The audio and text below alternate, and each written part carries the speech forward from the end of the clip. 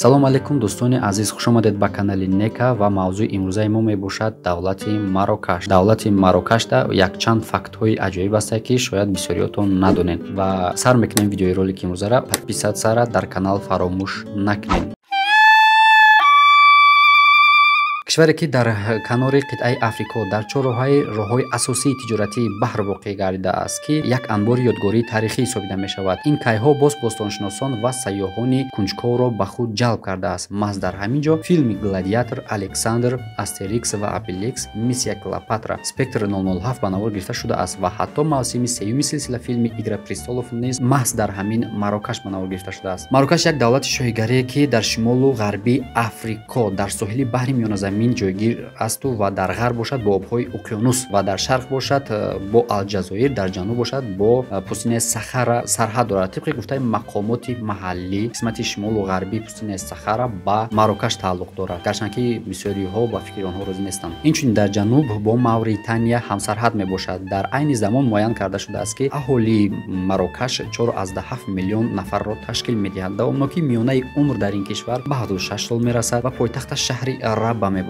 асъори миллиашон дирҳам муқаррар карда шудааст ки дар баробари валютаи амрикоӣ яке аз устувортарин дар ҷаҳон ба ҳисоб меравад. забонҳои расмӣ албатта ки ин арабӣ мебошад ва забони дуюмини ин кишвар ин забони фаронсавӣ ва бисёриҳо ба забони англисӣ возеҳ тоза сухан мегӯянд. аз сабаби чӣ? барои чӣ франсузӣ? ба хотири он ки дар гузашта Марокашро франсузо дар замони пеш забт карда гирифта буданд. аз ҳамин сабаб баъди оне ки Марокаш истиқлолият ба даст овард, ҳамон расму русуми фаронсавӣ ва забонашонро дар ин ҷо истоданд, мардум аз худ карданд ва ба ҳамин хотир забони дуюмини ин кишвар забони франсузӣ ба ҳисоб меравад. вақти ин кишвар аз Москва 2 соат пеш мебошад ва аз Душанбе бошад 4 соат, яъне аз айни замон аз Душанбе 4 соат вақт разница дорад байни Марокаш ва Душанбе. як факти аҷоиби дигар дар бораи валютаи Мароккаро ба шумо мефаҳмонам. чӣ ки гуфтем валюта яъне қурби асъори Марокко ин дирҳам мебошад. маоши миёнаи аҳолӣ ба муқаррар ба ҳозир 10 то 12 ҳазор дирҳама ташкил медиҳад ва вақте ки аҷоибиш дар чия ки вақте ки мисол ин аз сабабе ки давлати шоҳигарӣ мебошад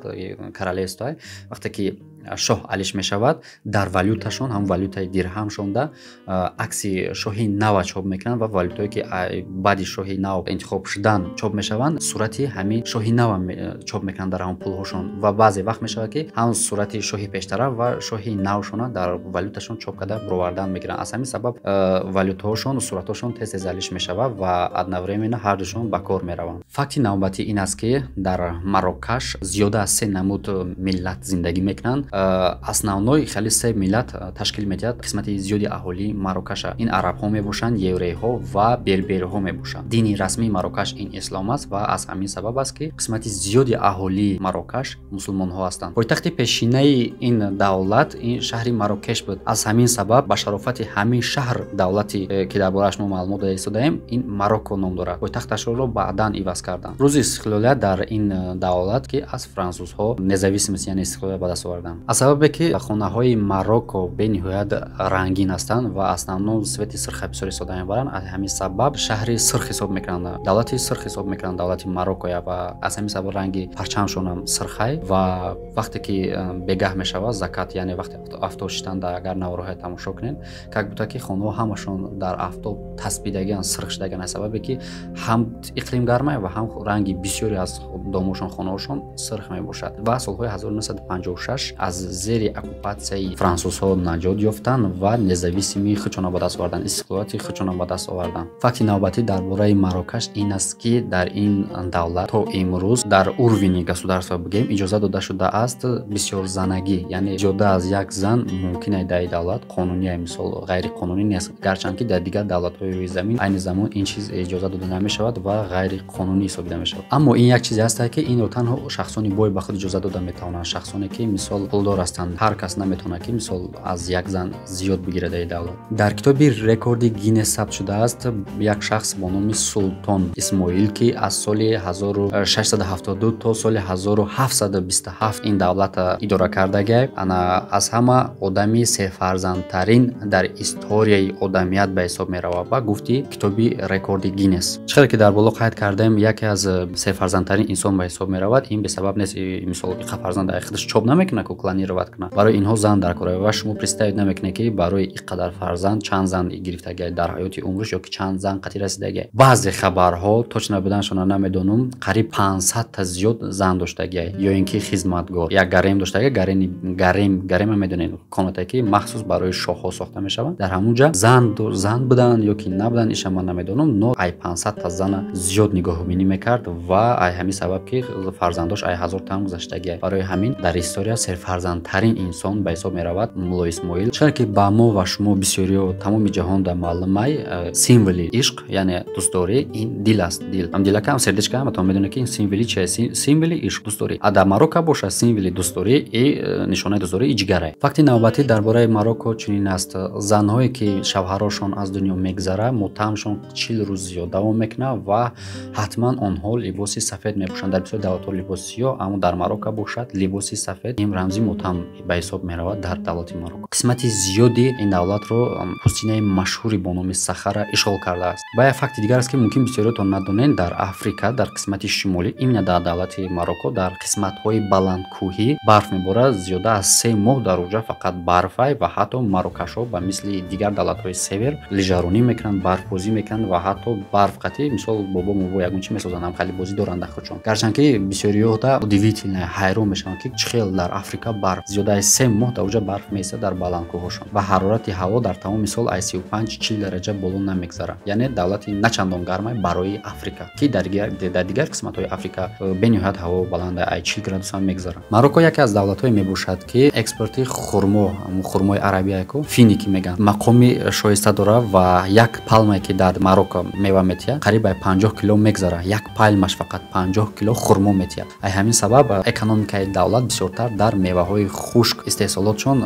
дар ҳамин соҳа баланд аст ва проблемаи асосии иқтисодиётшон ин бекорӣ мебошад. Дар ин давлат урвини бекорӣ қариб дар 20% мерасад. Яъне ай 100 кас 20 кас точно бекор аст ва бениҳоят показатели баланд аст. Факти аҷоиб дигар ин аст ки дар Марокко одамо дандонашонро лечения намекунанд, табобат намекунанд ва онҳо ҳисоб мекунанд ки ҳама хубтараш ки ҳамн дандона бикани партои ухуб аст. Ба ҳамин сабаб давҷа дар Марокко ҳамин мутахассиси дандон бениҳоят кам аст ва мардум талаботаш кам аст. Дар ҳамин сабаб уҷада намехонанд, духтури дандонаш ҳам нест пашти. Ва мегузорем дар соҳаи энергетикаи ин кишвар. Ай сабабе ки дар ин кишвар об, газ, нефт камбудӣ дорад, ба ҳамин хотир энергетикаша бисёртар аз афтоб мегирад. Ай сабабе ки бениҳоят панелҳои зиёд дар площадкаи пустинаи Сахара ин давлати шоҳигарӣ муҷаҳҳаз кардаганд, метавонанд ки дар якҷоягӣ қариб нисфи аҳолии ҳамин кишвара танҳо аз нерӯи офтоб бо барқ таъмин кунанд. Яъне бо барқ аз ним зиёд талаботшона ҷавобгӯ ҳастанд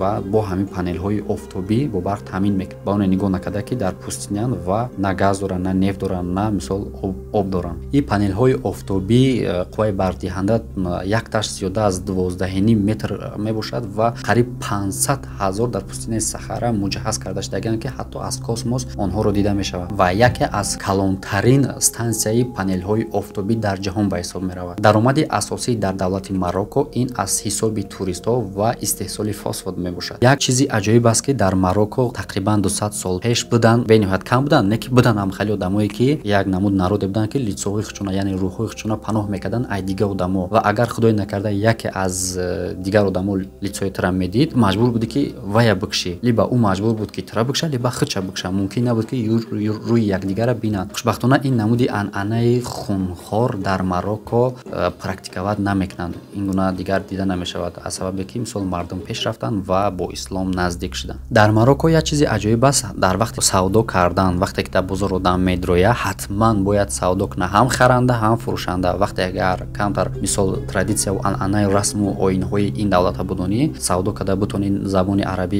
ё ин ки франсузия нағз будонӣ, метавонӣ ки 10 баробар ҳаму арзиши асосиш маҳсулоте ки харидорӣ кунӣ арзонтар гириша ва шахсе ки савдо намекунад, чизе гуфтанд мехарад, мароккансо уважат намекунанд. Савдо дар Марокко ба монанд як варзиш аст, ҳам харанда, ҳам фурӯшанда ба худшон удоволствие получат мекунанд. Ва Марокко яке аз ҳамун давлатҳое мебошад ки бениҳоят гарм аст, пустинаш зиёд аст, замин кам дорад ва бузуҳо бисёртар дар болои дарахтҳо мебароянд ба хотире ки ҳам ягон барги тар бихӯранд ва ин дарахтҳо дар ин минтақаи гарм ягона мавзеъ мебошад ки зел сабзавот дорад, яъне дарахт баргҳои тар ва бузҳо бошад самостоятельно, яъне бо пои худшон ба болои дарахтҳо мебаранд. Ягон кас ваёра ба болои дарахт намебарорад. Як чизи аҷиби дигар дар бораи барои Марокко ин уштурҳо мебошад. Аввалин чизе ки мо ҳайрон мешавем мебинем, уштурҳои яккӯҳа, болошон дар як кӯҳ доранд ва нархи ино на зиёдаи $1000. Дар дигар давлатҳо нархи уштур бениҳоят қиматашон худтон нағз медонед, дар Марокко бошад $1000 намегзарад ва сер уштуртарин давлат дар ҷаҳон ба ҳисоб меравад ва ҳамаи аҳолӣ метавонанд ба чунин чизе фазвалият кунанд, доштани уштура. Ва мегузарем ба охирин факте ки дар бораи Марокко ҳатман бояд шумо бидонед ва ҳайрон мешавед. Ин як университети бениҳоят қадимае дар шаҳри Фес ки Марокко қарор дорад ки аз солҳои 1852 то ин ҷониб дар шакле ки чӣ хеле ки буд ҳама хел сахранӣ шидагия ва то замони мо омадагия, яъне зиёдаи 1000 сол ин университет кор кардагия. Университет обязательно исломие ҳатман, чӣ хеле ки шумо фаҳмидед. Тамошобинони гиромӣ, дар ҳамин ҷо барномаи имрӯзаи мо ба охир мерасад. Дар канали мо обуна шавед, чунки видеоҳои оянда фактҳои аҷоиб дар бораи дигар давлатҳои рӯи замин мебошад. Барои ҳамқа бо мо бимонед, обуна шудан фаромӯш накунед. То видеои оянда дар паноҳи худо бошед. Хайр.